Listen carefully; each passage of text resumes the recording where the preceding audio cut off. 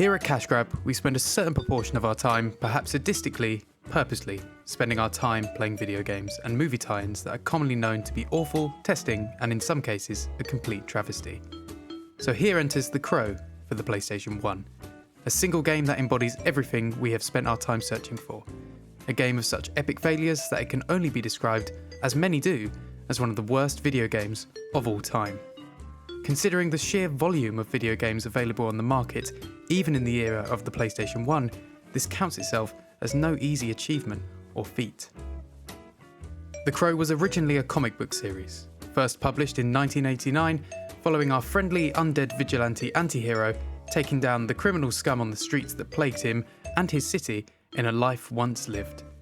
Both within the comic and the following film, there is a great sense of dark spirituality, pagan imagery, and harsh retribution, all of which strike as strong symbiotic themes that can be used to great effect with the correct direction and understanding, especially in the form of a video game.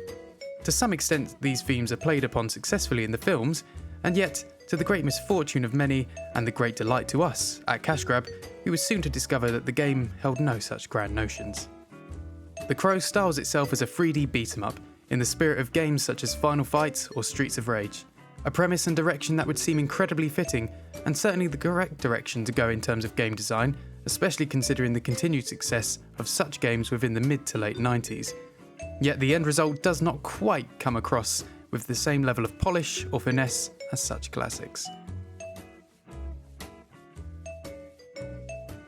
The Crow instead decides that comically disjointed combat, character movement akin to that of an individual with life-threatening hemorrhoids, and 10 seconds of sound design recorded in a toilet basin and stuck on repeat is the true winning formula, something that the Final Fights of the world only wish that they had come up with first. The end result is a cacophony of tragedy and some of the most hilarious gameplay we've ever had the pleasure of experiencing.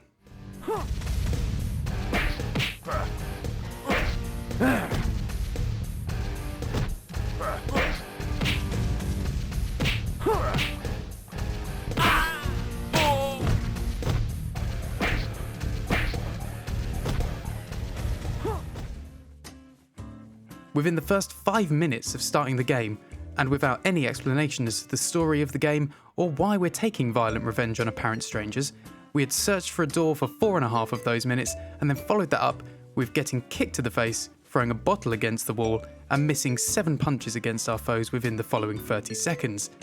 This instantaneous outburst of disjointed chaos sent us into a frenzy of laughter, especially considering the relentless and incessant dialogue from our foes of "Hey Clownface."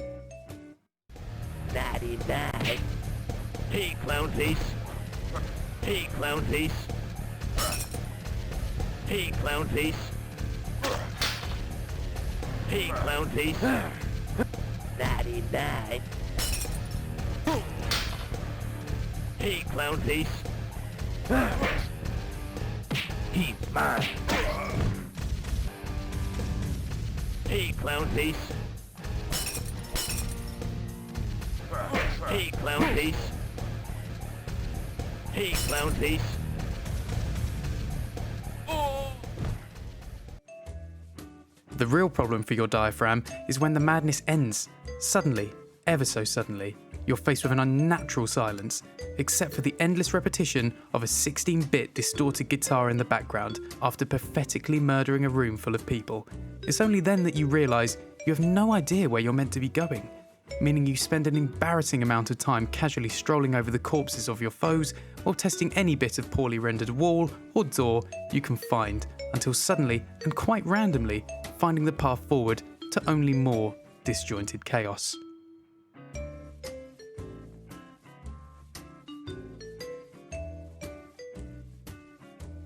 This dynamic is constant throughout the game, much to our great pleasure, and if you ever find yourself with the urge to become the world's worst undead vigilante, then we can't recommend The Crow City of Angels for the PlayStation 1 enough. It's one of the worst games we've ever played. It's one of the funniest games we've ever played. Here at Cash Grab, it lives forever as a true Cash Grab classic, for all the wrong reasons.